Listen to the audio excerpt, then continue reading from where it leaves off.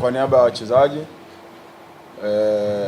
tuko vizuri na tumefika hapa jijini Arusha, tuko vizuri na tunafanya maandalizi katika siku hii ya leo, maandalizi ya mwisho kuelekea katika mchezo wa nusu fainali.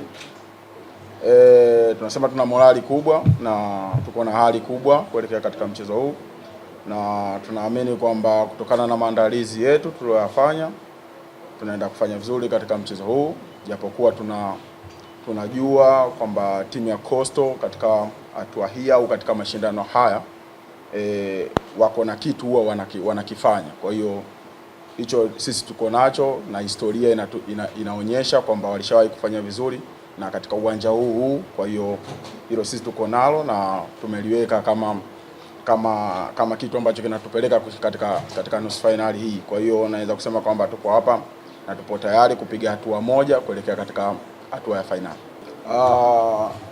Tangu tulivyoanza katika mchezo wa kwanza, naweza kusema kwamba tangu mchezo wa kwanza ulivyoanza ulikuwa michezo migumu, kwa sababu tulikutana na timu ambazo ziko chini na mwalimu alijaribu kufanya rotation kubwa na kila mchezaji aliweza kushiriki katika kila hatua.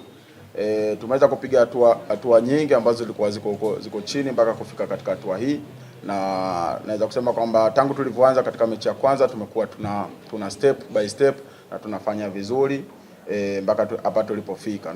Naweza kusema kwamba hatua hii tuliofika tumekutana na opponent mzuri na yeye na imani kwamba tangu hatua alizopitia amepitia kuwatoa timu nzuri na mpaka hapa alipofika.